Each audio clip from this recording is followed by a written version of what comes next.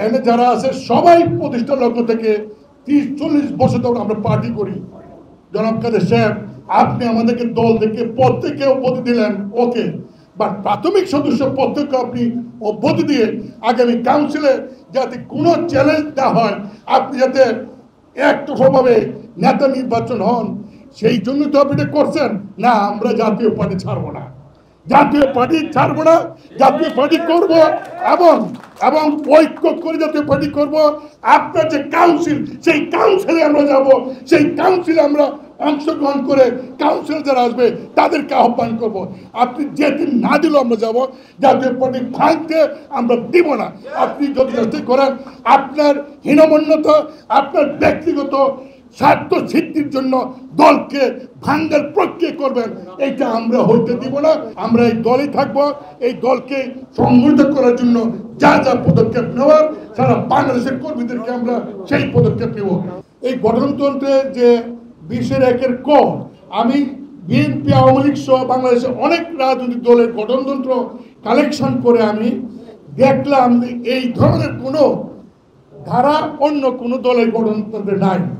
আমি বললাম যে আপনি এই ধারাটা পরিবর্তন করেন, এটা করা প্রয়োজন। আমি আপনার সাথে থাকি বা না থাকি, ওনার ভাই আমাদের এই প্রয়াত মহামান্য রাষ্ট্রপতি হোসেন মোহাম্মদ এরশাদ, তিনিও কিন্তু জিএম কাদের সাহেবকে কো চেয়ারম্যানের বা প্রেসিডেন্ট থেকে 2 বার এই ধারা দিয়ে কিন্তু ওনাকে বহিষ্কার করেছিলেন। সেই দিন কিন্তু জিএম কাদের সাহেব এই ধারাটাকে এই অ্যামেন্ডমেন্ট করার জন্য তিনি কিন্তু বক্তব্য রেখেছিলেন। আজকে যেমন আমরা বলছি, এরকম তিনিও কিন্তু বলছেন, তারপরও এই ধারাটা তিনি পরিবর্তন করেন নাই। বান্ডেল থাকলে প্রতি সেনমানিতে টাকা বাঁচবে। বিকাশ সেনমানি বান্ডেল কিনে জিতুন প্রতি লেনদেনে। তাকে নেতা হিসেবে মান্য করার রাজনৈতিকভাবে কোনো কোয়ালিটি আমার চেয়ে বেশি নাই, এমন কোনো কেরিয়ার নাই ওনাকে আমি নেতা মানবো। একটাই গুণ আছে, অনলি একটাই গুণ, যার জন্য অনেক নেতা মানে, সেটা হলো আমাদের প্রয়াত রাষ্ট্রপতি জাতীয় পার্টি প্রতিষ্ঠার চেয়ারম্যান হোসেন মোহাম্মদ এরশাদের ভাই, তার ভাই, সেই কারণে ওনাকে মানতাম। আপনি মহাসচিবদের বাদ দেন, আপত্তি নাই, প্রাথমিক সদস্য পদ থেকে আপনি বাদ দিলেন, এটা কেমন কথা? এটি কি কোনো মানে রাজনৈতিক নেতার আচরণ হতে পারে?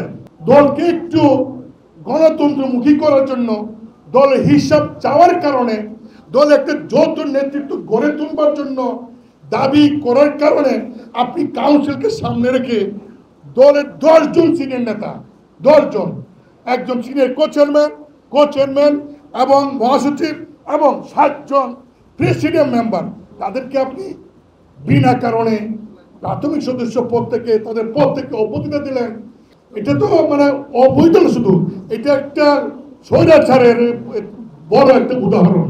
আমার মনে হয় ওনার মানসিক অবস্থা ঠিক আছে কিনা ডাক্তারদের পরীক্ষা করা দরকার।